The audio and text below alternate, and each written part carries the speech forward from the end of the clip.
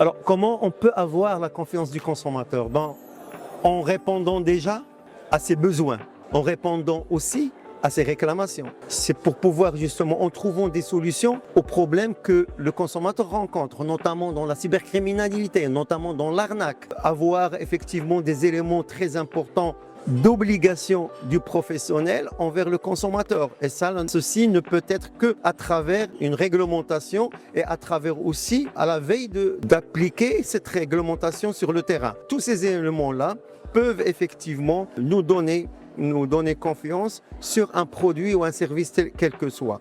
Maintenant, c'est le rôle effectivement des professionnels d'améliorer leur approche, de mettre en place des éléments qui vont devoir établir cette confiance entre les parties, fidéliser la clientèle, fidéliser sa clientèle à travers effectivement ce genre de pratique.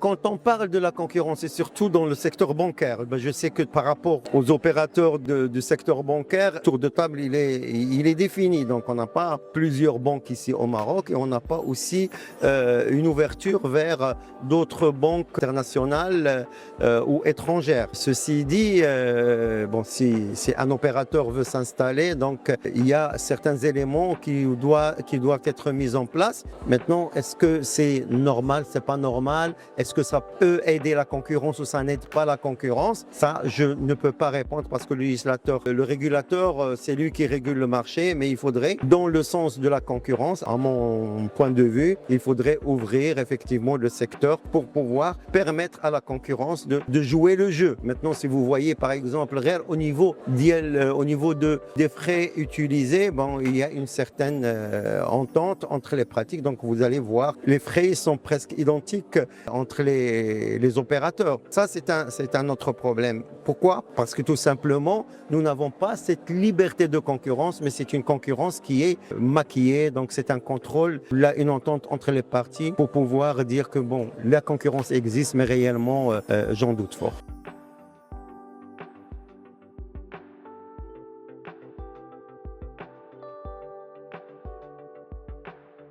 Pour ce sujet-là, donc la première des choses, donc c'est l'infrastructure. Déjà, l'infrastructure de télécommunication, parce que vous savez, quand on va devoir utiliser ce genre de pratique, ce genre de finance, donc on va chercher ou avoir un soubassement de l'infrastructure de télécom. Si nous n'avons pas cette structure de télécom, donc on ne pourra jamais arriver à des régions qui sont lointaines. Première des choses. La deuxième des choses, c'est effectivement le problème du consommateur lui-même. C'est son éducation. Est-ce qu'il est apte à utiliser ces moyens ou non? Est-ce qu'il peut utiliser effectivement ce type d'application, sachant très bien qu'il a un grand déficit dans la culture d'utilisation de ces éléments? Là aussi, c'est un rôle professionnel d'apporter le soutien, d'apporter l'information, d'apporter aussi le conseil et d'assister ce genre de personnes, ce genre de consommateurs à y adhérer, donc en passant effectivement par la sensibilisation et l'accompagnement